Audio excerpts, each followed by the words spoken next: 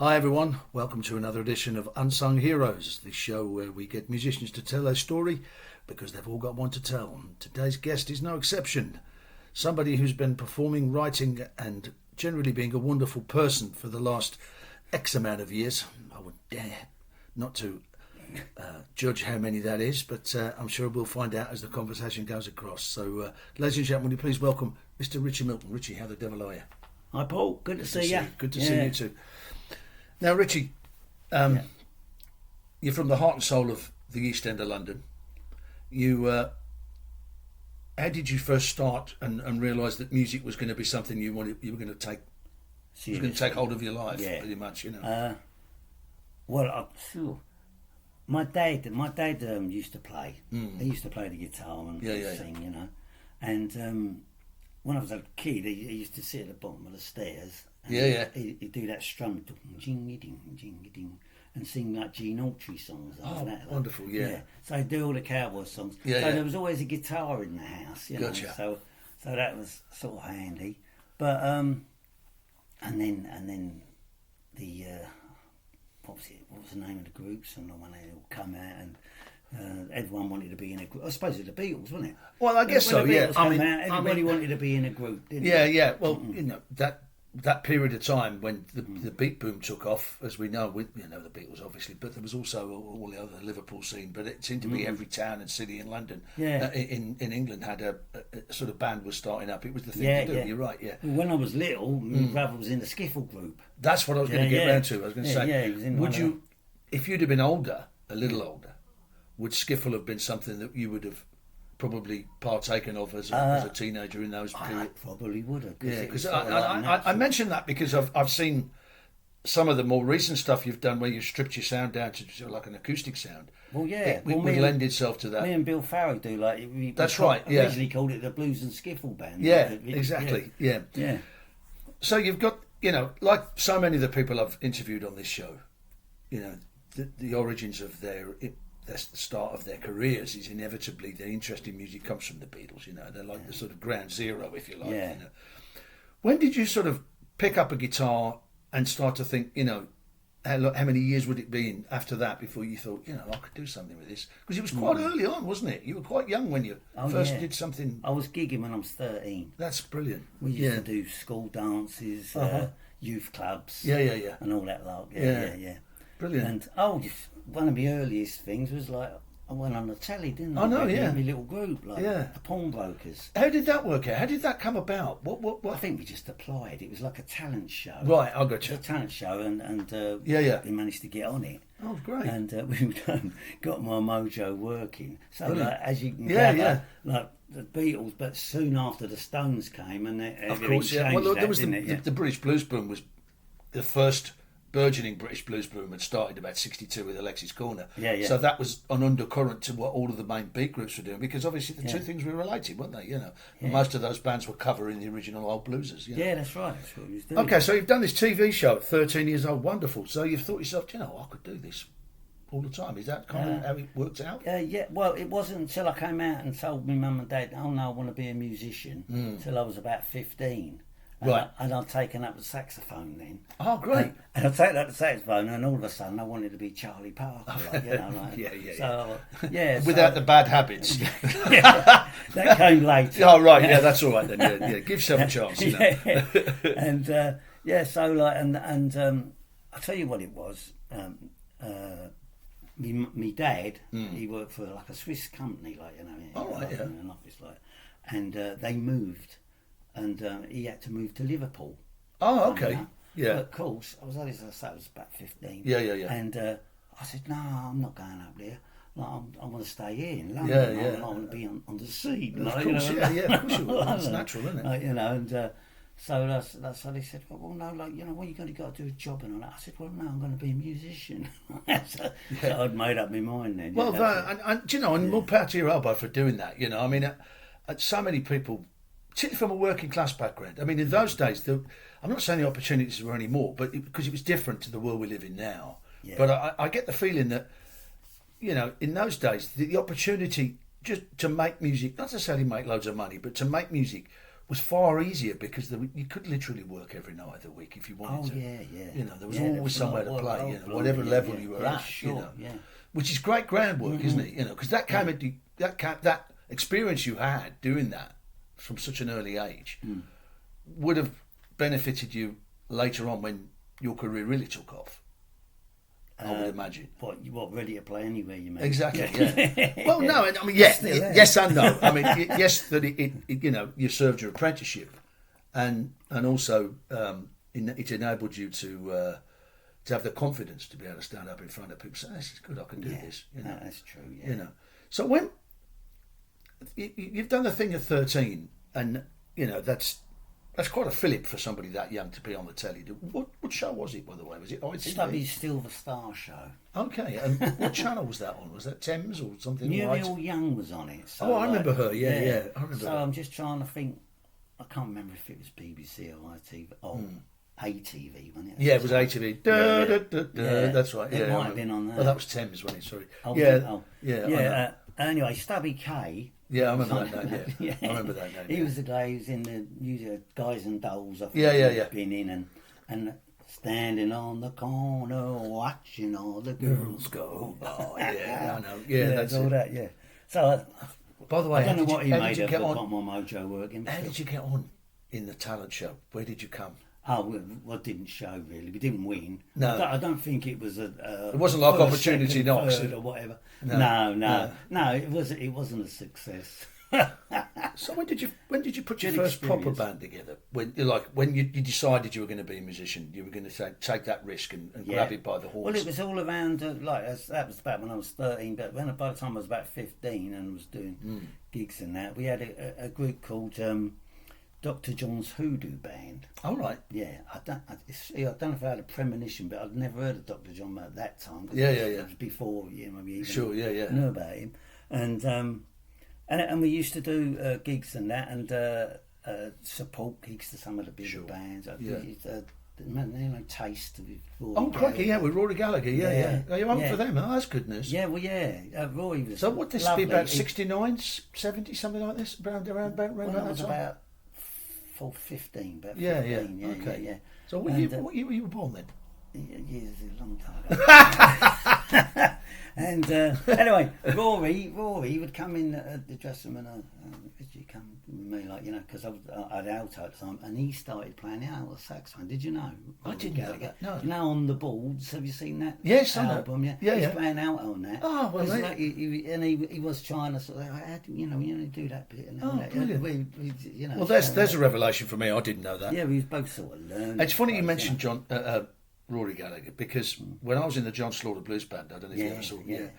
The first album cover we did had a picture of Rory Gallagher's guitar on it, which was given to John Slaughter. And gave it by Rory's brother. Yeah. So there's a battered old strap, which is the cover, and a new coat of paint, which fitted the picture. And that's just a sideline of a link between Rory Gallagher here and it's tremendous talent and a wonderful, one of the most hard-working musicians I think that's ever existed. He was on the road all the time, So you've been out on the road. You're touring with the likes of Taste and various other luminaries that were around at that time, and you did a big tour with somebody, didn't you? Supporting somebody. If I can remember, because I read it in your bio. You opened for a big name act. Who was that? It was a little bit later on. It was before I was 20. Yeah. And we had a band, and at that time we was dabbling with like the rhythm and blues stuff, but we started to get a bit progressive. Which was all the thing at the time. I know. So we was, remember a group Nucleus where it was all a bit jazz and we was trying to do a little bit of like that, of that. Yeah, right. But because of the lineup, we was introduced to Ted Lemon, who used to work for Trojan Records. Oh, right. And at the time there was Big reggae. The Pioneers, big reggae. Trojan, of course we were, the Pioneers had a hit with Long Shot Kick the Bucket and Let Your Year Be Year. Yeah. And so we ended up touring with them, they gave us a van and everything and all that, and we was touring with the Pioneers. Fantastic. Yeah, what you were playing? That was. So what you were playing, that musical style, the crowd must have been a bit confused then if you're coming on playing some jazz rock and then followed by a reggae band. I know we tapered it. Like, you did. So I was going to say, you must have tried. Yeah, and we only had like 1 or 2 songs just before they come on, and because they were the act, they were big acts. They were big acts. So you cut your cloth to suit us. Yeah. But that's great grounding, though, isn't it? We were backing them. Yeah. Well, that's great grounding, though, isn't it? That because at the end of the day, you see, you're out on the road like for however long it was with a major act that's got hits on the book. So people are coming and they're seeing you. Well, there's that all, but also like there was, I suppose we got to play a lot of venues what we wouldn't have done before. Yeah. It took us on another scene because like we'd be doing Shades up in Sheffield and we'd do Mr. B's Count Suckle's Q Club on Praise Street and all that. And all the basically the black clubs, and all those, as well as the the other, of course, the sort of venues that were around at the time, which there were so many of course, as we mentioned earlier, which was always the way. Now it's just all those places are probably knocked down and don't even exist anymore. Just names left in history, folks. But wonderful ones to remember. Okay, so. When did the writing thing start? Because you're a wonderful songwriter, Richie. You really have got a knack of writing catchy tunes in a recognisable style, depending on whatever that song suits. And I've covered a couple of your songs, and there's always, whenever I see you, there's always a tune. I go, oh, this is so good, And of course, you've had quite a lot of success with other people covering your songs. But when did it really start? And you're thinking, do you know what? This is my forte. Well, I was writing even when I was playing the saxophone like that, because I still kept playing guitar. Sure. And I'll tell you, it was through the reggae thing, because one of the guys, Eugene Paul, covered a song that I'd written with one of the other guys in the band. Oh, okay. And that came out on a single on Trojan. Oh, brilliant. What was the song called? It was called Pie in the Sky. Brilliant. And so look out for that, people. Pie in the Sky. Who was the artist? Eugene Paul. Paul. Pie in the Sky. Yeah. Right. And written by this man. I got to tell you. And then when I was working with Juge Dread. Yeah. And the most banned man on radio at the time. He couldn't get his records played at all. It was all banned. Yeah. He made a point. He wouldn't bring out a record unless it was going to be banned. Yeah, that's right. It had to contain, potential filth. To get it, But he did cover a couple of my songs, but plus that was just because we done the old grey whistle test up in Edinburgh. Oh, wonderful! And it was a reggae concert thing, Oh, fantastic! Yeah. And we was back in the Pioneers. Yeah. That's when I first met Dread. Great! Dread. Yeah. So you got to meet Whispering Bob Harris. No, he didn't actually. Oh, that's a shame. He was just doing it. I did meet Bob later on. Yeah, all right. He started doing a country show. That's right. He did indeed. Yeah. And he played one of them. He played straight ahead, no stoppings. Funny enough. Oh, wicked, man. Yeah. See, I'm learning all this. I mean, cause the thing is, all the people who do these interviews send me bios, but there's far more. You get far more out of people about their life when you talk to them. So my bio was so out of date.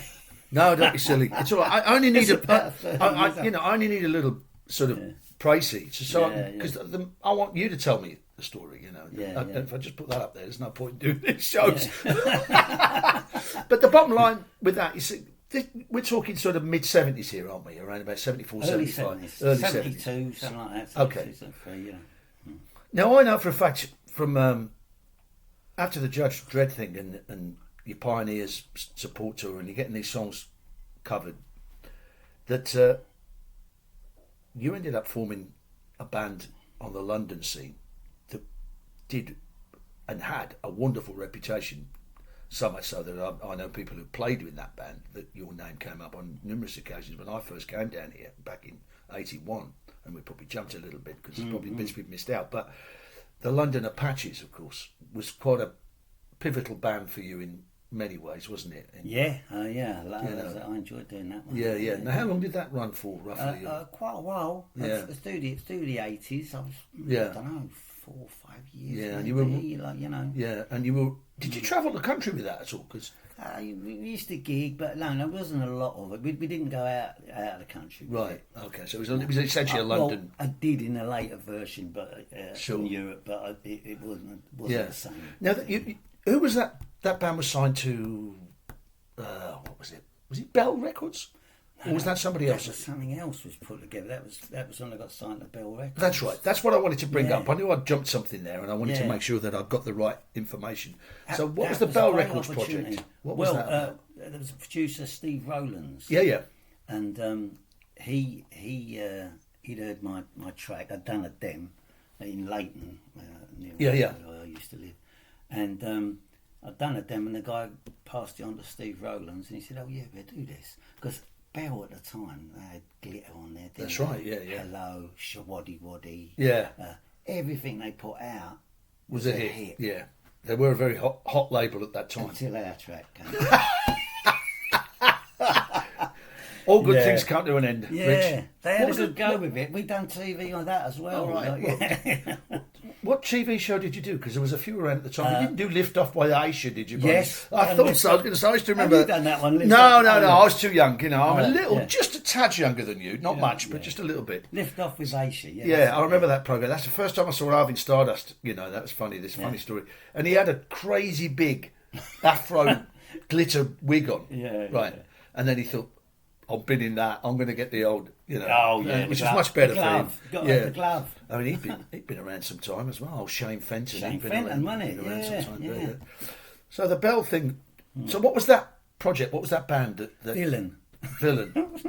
I had to dress up like a sort of like a gangster. Because you were an East Ender. Yeah. It's great having stereotypes, isn't it? Like a gangster, and one of the guitarists was dressed up like the Artful Dodger. Like, oh dear.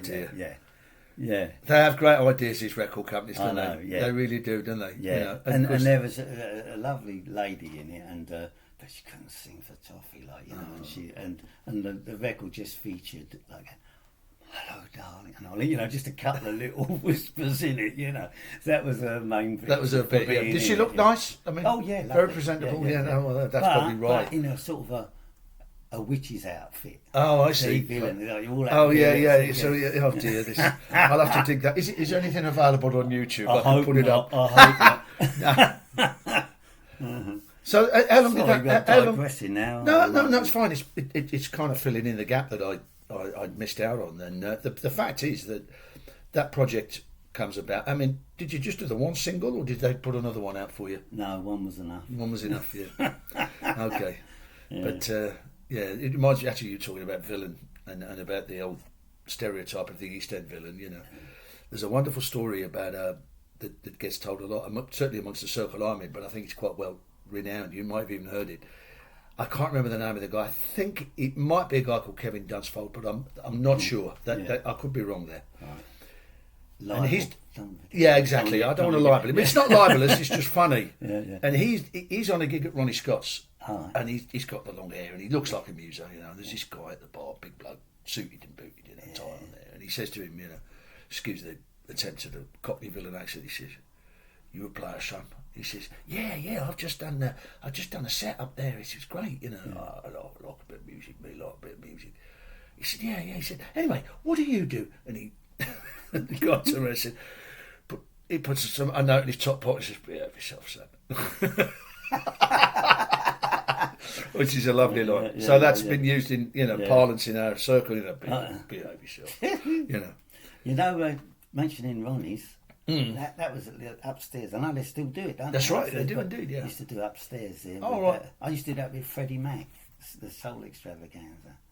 Now, when would this have been? What period? I'm going back again now. No, that's fine. This is about 1971-2 sort of thing. Okay, so we're doing Ronnie's even then, you know, that's brilliant, man. That was upstairs then, now, I would imagine then that this would have been quite a big band in line-up terms if you're doing a soul band, you know, because you've got to have at least 2 horn players, yeah? Yeah. Oh, it was, yeah, it did, yeah.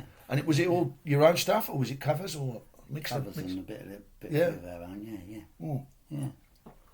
Now, moving on to after the Bell thing collapses, right, you know, sadly, what happened next? Was did that dishearten you at all? Did you think, oh, God, this ain't never going to, happen? No, because I was still pretty young then. Yeah, sure. So I kept on. We formed another guy. Funny enough, he's a guy I sort of knew at school, but he'd gone into management. Okay. And he got a band. I think that was from Southend. I think that was called Tonight. Oh right. And they had a hit called The Drummer Man or something. Okay. And he took our Sons of Wing as our name then was he called us Dead Ringer or something. I don't know where that name came from, but that was good. Yeah. He put us on with Do the Marquee and Oh, stuff wicked. like that. Yeah. And all the gigs and that. Yeah, I met some great musos through that because the band was basically formed. You know, just around what he put together. Sure, which was absolutely. great. Because the thing is, with this little series of shows I'm doing, I have this little funny. It's not that funny, but it just makes me laugh. I call it the name drop bin. You know, and some weeks I've said, oh, we've got 3 bins today. So you've dropped quite a few already, you know. So the first one's I've got loads of them. I was going to say the first bin's almost overflowing, so we're going to move on to the second name drop bin now. So during the Dead Ringer days, did you open for other big acts with that as well? Well, funny enough, a lot of the gigs was supporting his group Tonight, you know. Oh, so gotcha. Yeah. There's that, but at that time, I think that's when I first met Jim Driver as well. No, Jim Driver. I was going to get round to Jim. Yeah. Lovely bloke, Jim. Yeah. And he would put us on quite a lot of his venues, you know. Yeah. Well, he ran. Well, I mean, Jim was just like at the level he was at. It was like the Mel Bush sort of. Who's the guy that did Live Aid? What's his name? Geldof. No, the bloke who promoted it. What's his flipping name? I can't remember his name now. It'll come back to me. I've just been watching it as well. In 40 years. But Jim's got a great channel. I don't know if you've ever seen any of it. Yeah, it's wonderful talking about all the venues and the various bands. Yeah. So to have got in with him was obviously a real fillip for you because then you knew you were going to get work. And if he liked you, which I know, you know, there was specific bands that he really championed. I mean, so like you obviously when he started doing the Rhythm Festival in Twinwood and when he even booked me them after. Oh, wonderful, man! That's great. Yeah. Oh, brilliant! Done that a couple of times, 2 or 3 times actually. So out of the Dead Ringers, how long was it before you got the Apaches together? The Apaches, I don't know. Just flowed in. Yeah, flowed in. Yeah. And who was in the original band of that? London Apaches. Yeah. There was Pete Stroud on the drums. Yeah. Small world. Yeah. Amazing. Pete Stroud on the Graham Taylor on guitar. Yeah. Before that, it was a guy called Martin Jackson. Martin Jackson. You probably know Martin Jackson. Martin Jackson, yeah, I know that name. He's moved out now. I can't remember who it is. And that is when I met Steve King, who's been a great mate of mine and sort of collaborator for many years now. Yeah. Great. Oh, that's brilliant, man. That's very great. Talented. Yeah. He's a great horn player. Yeah, that's right. Good arranger as well. Fabulous keyboard player. Yeah, you need people around you, don't you? Because it's all very well. I mean, not everybody can be Prince, you know. You've got to have people around you that you can trust as well, musically, you know. It's like, if you think, and I noticed this when I've seen you perform a lot, you know, you don't necessarily have to sort of spend a lot of time telling the guys what to do. There's an instinction there from them all that they tune into what you're going to do, and you go through it, and it works really well, you know. And so, with the Apaches, were there any particular periods with that band that you opened for bigger people? I mean, I know you said that you did the Rhythm Festival. I mean, how many times did you do that festival? 3 times, I think. Oh, right. Yeah. Where was it? But that was a bit later on, as I say. But when the Rhythm Festival came a lot later. But before that, Jim would be booking us out on his venues, basically. Yeah. And did you build up a good following? Because your reputation was... It was nice. What did help was we done remember the cartoon in I remember it well. Yeah, I used to work there. Yeah, well, we were the first band to ever sort of play there. Oh, wonderful, man. Yeah, and they didn't even have bands at the time. They just used to do that on the Sunday lunch. That's right. And then that's right. Yeah, you had 12 till 2. That's right. That's absolutely right. They used to book us on the Sunday lunch, and we'd do it once a fortnight.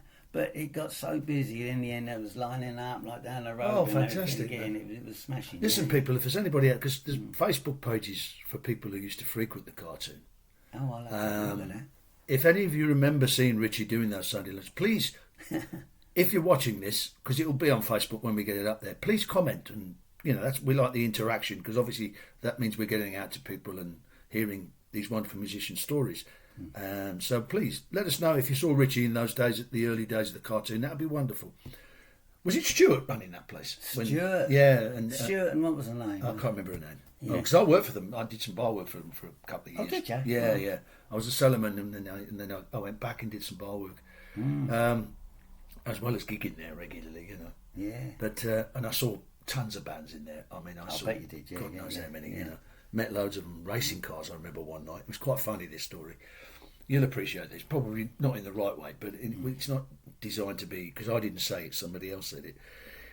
So I used to be there all day long because I lived opposite. Right, so I'd be in the bar, hanging around as the bands were turning up, set up for the evening, right? Yeah. So I'm in there, and the sound engineer's talking to the little Welsh guy. You know, they did that. They shoot horses, don't they? I mean, that great song, and they're doing a whole set. But before the show, he said, "Oh, this is Paul. He's a bit of a singer, you know." And he said, "Oh, how you doing? How you doing, man?" And I said, "Oh, no, you know, lovely to see you. I saw you in '77 supporting Bad Company. It was cool. Oh, Craig," he said, you know. And we're going on and on like this, you know. And he said, "Oh, yeah, Paul." So I did an a cappella of My Girl or something. Yeah, yeah. And afterwards, the sound engineer said, I think that was the worst thing he could have done for him, because I think he thought, oh my God," he said, "my career's over now." I said, "Don't be daft. I didn't say that. This is that other guy." But what I'm saying is, you know, that a band as good as that ended up having to do that circuit after having quite, you know, a big hit and everything else. Nothing lasts forever. Gigs a gig. Nothing lasts forever. Yeah, yeah. So, of course. With the Apaches, you what was the label you were on with that band? Because you had a couple of tracks out, didn't you? Well, funny enough, that was through. Oh no, there was another. What was the other guy? Can't remember. It was only a little label. We only put one record out. It was called Lost in the Jungle. Right, gotcha. Okay. Did Charlie Gillett play it on his show? Yeah. I thought Charlie used to play it all. I was going to say, I could imagine he would have done it. He was a great supporter of. Oh, he was a lovely man. Yeah, lovely. You know, and and you know, without him, he wouldn't have Dire Straits. Now, some would argue that's Some would say, "Charlie, what have you done to us?" Which is a little unkind, because they're wonderful. Being slightly facetious there, people. No, that, you know, I first became aware of you, obviously, through our connection with a good friend of ours called Blake Powell, as you know. Oh, Blake, yeah. Now, the first time I met you was, as you remember, was a gig we did down in a place run by a promoter called Tony Smith, which was in a place called Chiddingfold, when you had the Lowdown. This was in 1999. Yeah. Was it? Okay. I know, but I mean, obviously, I'm glossing over a large period of your career, but what I'm saying is that was the first time I met you. But you're headlining there, you see. We've had a good crowd. So previous to that, Richie Milton and Lowdown had done quite a few albums, and you had a label with that as well, didn't you? Because you always seem to get record companies to sign you up, which is wonderful, because that's a true testament to the quality of your material and the performances, you know. Oh, that's nice. I got signed Del Taylor. Yeah. He had Indigo records. Yes, I know those. Indigo. Yeah. That was in Camden, wasn't it? Yeah. Funny enough, that was a subsidiary of Trojans, strange enough. How it all ties in, isn't it? That's amazing, yeah. Anyway, what comes around. Yeah. So anyway, he put 2 albums out of mine. Like the first album of Richie Milton, The Lowdown, was Straight Ahead, No Stopping. And then I had another one, which was, strangely enough, I think Otis Grand had something to do with it, because he swung it. To record another album. I'd recorded most of the tracks at Pete Thomas's place in Brixton, you know. The drummer from... Pete Thomas, the saxophone player. Oh, sorry, I do apologise. I thought he was the drummer with Elvis Costello's Deep Sea Jive. Yes, sorry, I've got you now. Yes, sorry. Apologies. And, which was great. But anyway, he'd got Otis Grand to remaster it and all that, and so they put another one out. It was lovely. They did give me a lot of promotion. That's great. I mean, I got a... I could never turn around and say, "Oh, they should have promoted it," you know. Like, but they've always tried. They got behind you. Against all odds. Yeah. No. Stop being I remember when they had Tower Records, they had a whole stand up for the 2 albums, CDs, you know. Yeah. On there, like, you know. Oh, that's wonderful, promotion. Man. Yeah, it's brilliant. Yeah. And did you do any BBC or sessions or any TV or anything like that during that period with the first 2 albums, with Indigo Records, with your first couple of albums? I don't think we did really. No. Because picked up a lot of like, nice gigs, you know. Yeah, like going, yeah. To do the Mould Festival in Norway. And, oh, wonderful! and Yeah, went out and, yeah. So you got to travel a lot with around got Europe. travel with it and that. Do you find Europe is? Not saying England is at all not a wonderful place to play. Of course it is. It's where the home of most of the stuff we love comes from. But when you go to Europe, I mentioned this to both Noel McCullough and to a couple of others on these interviews, is that you get the feeling out there that they really, really appreciate you and treat you pretty well when you're out there. Yeah. You know, and we could learn a lesson or two from that, I think, with the way we're very sort of laissez-faire about the way musicians are treated in this country a lot of the time. Not just now, but like always, you know. It's always like, oh, get a proper job, you know. There's always that underlying feeling, oh, he's just mucking about, you know. And yet the industry, the industry creates billions for the you know, the inland revenue and everything else, you know. And you think, give it a bit more respect, people, please, you know. I nearly got all political then. Yeah, no, I'm not going to go down that road. This is not what that channel's for. If I want to do that, I'll set another one up. Yeah. We've all got an opinion on stuff. Yeah. So the Lowdown, you've got the 2 albums on Indigo, and at this time you're getting some big artists covering your tunes. And I know Otis covered one of your songs, didn't he? Yeah, well, he's done 3 of mine actually. Brilliant. Yeah, he done. He made a good job of them all. Yeah. Good man. Well, I've like only yourself. You've done some and made great versions. I know. Good songs are easy to do. You know, you only write good songs, so that's not a problem. and Ruby Turner did. One, of course, because that was through Indigo, you see. Yes, because she was signed to Indigo, wasn't she? That's right. Indigo as well. Yeah. Did you meet her? Yeah, Yeah. She's a nice lady, because she did some sessions for me many years ago. First time I met her was at the Cafe Theatres. I'll tell you it was. Someone was putting on an album launch and Ruby was there, and I introduced to her there. And then Del Taylor got us all together. And she came down from Birmingham. And came round my house and all that. I couldn't believe it. Yeah. She came round my house and sat down and she started singing. I thought, wow, this is something else. You know? Yeah, absolutely. I mean, she's done really well since she joined Jules Holland. I mean, she'd had a little bit of a career herself. She'd had hit records, you know, the old staple thing. Yeah, Come Go With Me, wasn't it? And she'd also done a great version of Stay With Me, Baby. Yeah. And also something previous to that, which was, I think, if my memory serves me correctly, that she'd done something on a label or related to UB40, because obviously the Birmingham connection. But as I say, the first time I met her was about 86, and I got her in to sing some backing vocals on a song that I was working on that a friend of mine had written called Little More Hurt, which I still do in my show. Okay. And she did a version of it with me where she sang the backing vocals, you know. And I did another gig with her 10 years later, and I reminded her of it. She said, I remember that song, which was a lovely compliment, you know. Yeah, sure. Yeah. And a very nice lady. She's done really well, worked really hard, and she, you know, I'm really glad she's doing well with Jules Holland. Me too. You know, she's a lovely lady. Great. She's lovely. So the Indigo thing, you know, you're getting your songs covered, you've built up a reputation, you're travelling around Europe.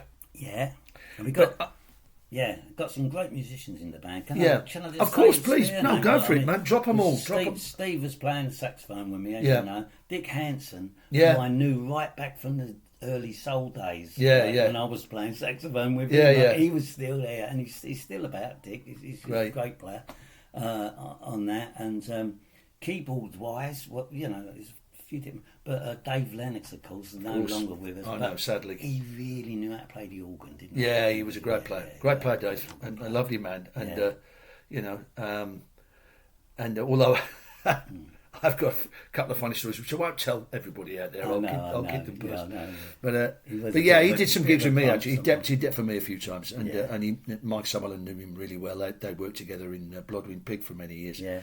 But, great. He got that thing with the Hammond and everything like that. You know, I'd love to have seen him play a real Hammond. I would have. He was great, but I never got to see him play it because they're pain in the arse to drag around everywhere, aren't they? You know. Of course, yeah. But but you've had great musicians all the time, and of course you've got fantastic drummers, like right from the early days. Paul Atkinson, of course, I know Paul. And then Ed Spevak. Hi, Ed. Ed put a comment on Facebook, and I said we'd give him a shout out. So hi, Ed. Yeah. Hope you're well, my son. God bless you. Yeah. Great drummer. Yeah. Lovely guy too. Lovely guy. And the other, and did Linda Hall, of course. Because I was just going to get round to Linda. I was going to get round to Linda. Now, she's got a history of her own, isn't she? She's done all right for herself, isn't she, Linda? I mean, perhaps I'll get her on to do a show. I haven't done. I'm a bit sort of lax here. I haven't done any women yet. It's not good, really. Oh no, it's not good. It's not all about the blokes, but you know, I've got quite a few people lined up. Don't worry. Good. I'm going to balance the books on this one. She's been working with you how long? Oh, ages. I first met her when she was singing with a friend of mine who's sadly gone now, Roger Saunders, who played with Medicine Head, and he'd done the glitter band for John a while. Fiddler. John Fiddler, of course, here with Medicine Head, who's been a guest on my show. Yes, I know. John wouldn't remember Roger. But anyway, that's when I first met Linda. She was very, very young then, you know. Yeah. And she started singing with me in the first Richie Milton and the Lowdown when I had Linda, Yona Dunsford, and Jan Woods as like three girls singing with me. You know. Yeah. You know. That's a great sound, isn't it? When you got the girls. I know. It's just wonderful. Yeah, it's great. But it's hard to keep on the road that lot. It was a 10-piece. Yeah, I know. Yeah, I know. So, something had to go. Yeah. So we cut it down, and it was just Linda was there. Yeah. I've done some great stuff with Linda. Yeah, I know. I've seen a couple of the singles you've done with her where she's just fronted it, and you've written over songs. Yeah, I've done an album with her. She's great. It's a good album, actually. I know. Well, she's done gigs with me too. You know, over the years. She's a great lady, a lovely lady, and you know, and I'm not surprised actually. I mean, I mentioned before we started the interview a guy called Charlie Fabert, and of course he covered one of your songs as well on one of his albums, didn't he? Yeah. He's done one of your songs. He's going on to do some wonderful stuff now. He's massive in Europe. He's absolutely smashing. He's playing to massive crowds, him and his good lady, which is where they got the name of the band from. I was lucky enough to write a song from one of their early albums with him and do a duet with her, and there's a little clip of us doing that. But I'm really... Good. I got to meet Charlie like really early on. You know, he'd already started a really good career anyway when he was young. Where did you meet him? In France? I met him over here. I met him over here. We was at the Ilpie one Christmas, 2009. Oh, okay. Yeah, very briefly, going off on a tangent, but I went up to him. I said, "I really like your playing," and he said, he said, "When I heard you sing, you sounded like Paul Cox." I said, "I am Paul Cox," and he said, "Oh no," he said, because apparently he told me that I don't know if it's true that the BBC had put out a load of albums from the Paul Jones show. Oh, great! Of session tracks. Yeah. Not released over here. And he'd heard I did Damn Your Eyes and a couple of other tracks. Yeah. And he heard them on there and was thought, what is this? Really? You know? Oh, yeah. So anyway, we went to the show as well. Yeah. The band. I wonder if they got any. Well, yeah. I mean, I don't know how you track them down. You know, the BBC are funny like that. With you've got to pay them a lot of money to own the rights to these tracks. So I did 6 sessions. I recorded 25 songs there with the BBC with various people and. Yeah. Anyway, that's. No, this was just a session we done, just 4 tracks they wanted, and they played 3 on it. That's right. Well, that's what we did, but I did about 6 or 7 different ones over the years. Fair. So that's nice. Yeah, which was lovely. And Paul Jones is such a great supporter of all of us, really. I love Paul. He's great.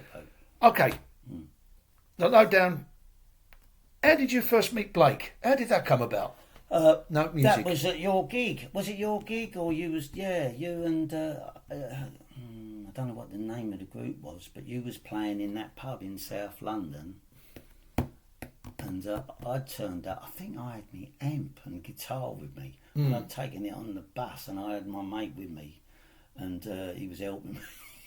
And we got up at the wrong stop or something. We had to schlep right up the hill, like no, yeah, with carrying the amp and all that. Yeah, and anyway, we came in and I don't know what I was doing in it. It was a little pub called the Rutland, was it? I think Deptford. It was because we used to get guests all the time. Was it in Deptford?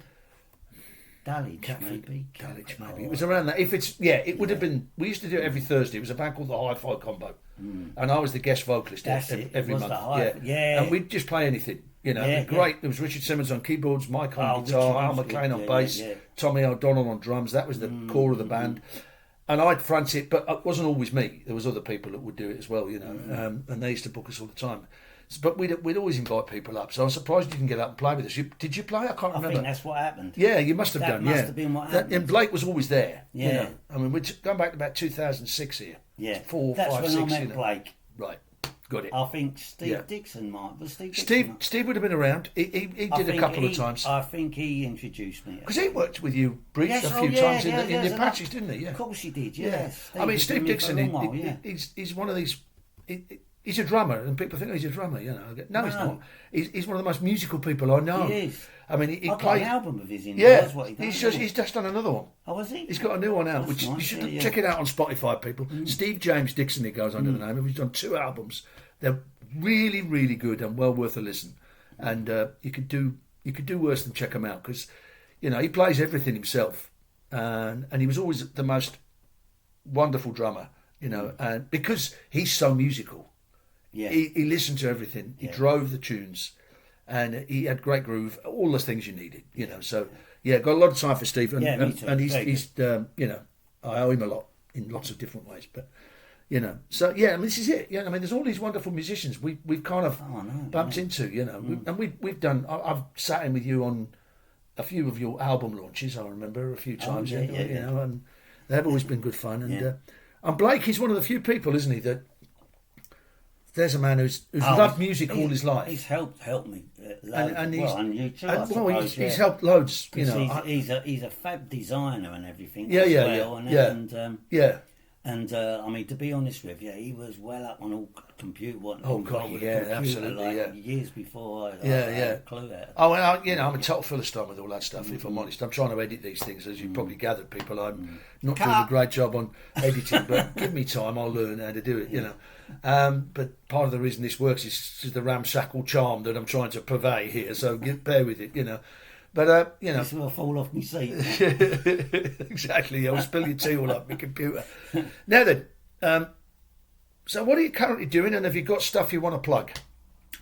Yeah, I've recently put another EP out with Steve, which I think I gave you one, didn't I? Yes, I shall. When we do the next thing, that's got actually there's a couple of instrumentals in there as well, which is nice. Great. Which is good. And three other tracks, and the one before that was called "Love Is a Wonderful Thing," which I got quite a few plays on, which I was quite happy with, you know. Yeah. And so that's the last 2 EPs I had out. Oh, brilliant! But I don't put albums out anymore. No. Well, it's just not a lot of point, really, is there? I know. They're just 4, maximum 5 tracks. Yeah, and they end up potted up in your cupboard under the stairs, and you think, what am I going to do with these? You know. But if you want to just pick them up. They're just on that table over there while I do a bit of what I call housekeeping. Okay. And then we'll do a song together. Oh, fabulous, yeah. Now then, people out there, as you know only too well, this is a new project of mine, a new channel, and we're trying to build it up. But it'll only work if you subscribe and comment, not too harshly, please. I appreciate the... it's very difficult when the sort of DIY sort of style we do with these, but, you know, I kind of like that, really, but, you know, I think the strength of personality is what it's about, and the quality of the guests and the musicianship is what we're trying to purvey here. I do my very best not to laugh too much. So please subscribe to the channel, Paul Cox. Please comment and share it on various social media platforms.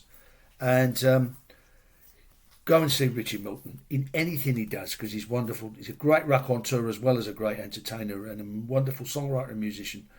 And these are his last 2 EPs. There's that fella there. Can we all see that? That one's called Richie Milton and the Lowdown. Can't put a price on it. It cost you £10. And this is the most recent one. Love Is a Wonderful Thing. Yes. So please purchase those. Because musicians make far more out of selling these than 1,000 plays on Spotify, which might manage to get you a cup of coffee at Starbucks, you know. Now, we have to do, as has become the norm, a duet, right? And wow. Richie... We haven't used anything. No, that's part of its charm as well, you know. Okay. This is all about winging it. You know, that's part of the reason it works, I think. Well, it might not for some, but it does for me. So we're going to do a tune together, and Richie said, what do you want to do? And he suggested a song, and I went, my God, you must have been reading my mind. Yeah. So if you just want to go around it one time, and then I'll come in the second time round, because I can pick up the key by that, yeah. Okay, do you know the second verse? Yes, I know all the verses. Oh. So, you come in on the second verse, or come in on the chorus. Okay, yeah.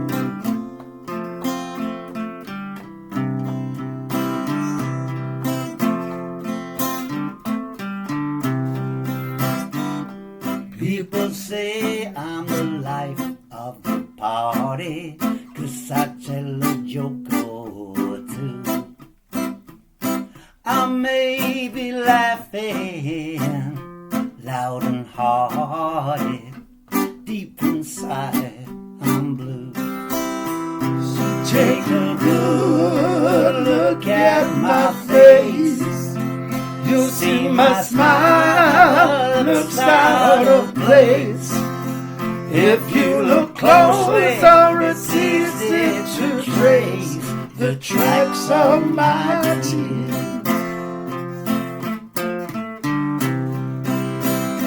And since you left me, if you see me with another girl, seeming like I'm having fun.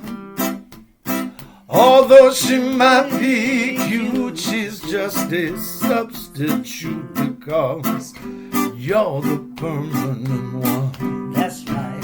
So take a good look at my face.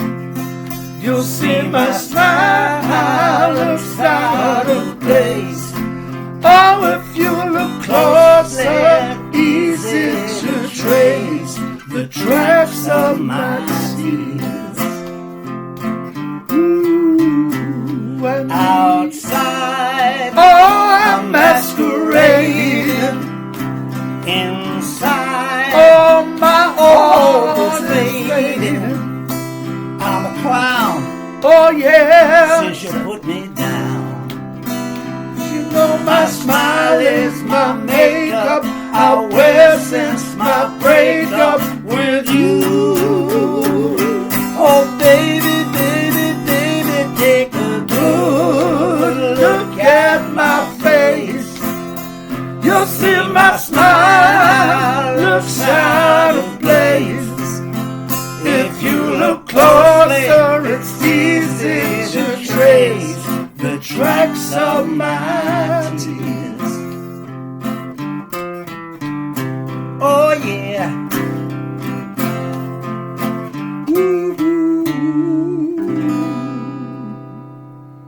Ladies and gentlemen, oh, well done, lovely. Richie Milton. Listen, watch the show, enjoy it, comment, please subscribe, and until the next time we do an Unsung Heroes, Richie Milton, thank you so much for being my guest. Thanks for having me, Paul. I've had a lovely, lovely time. God bless you, my man. Till next time, people, God bless, take care, and look after yourselves.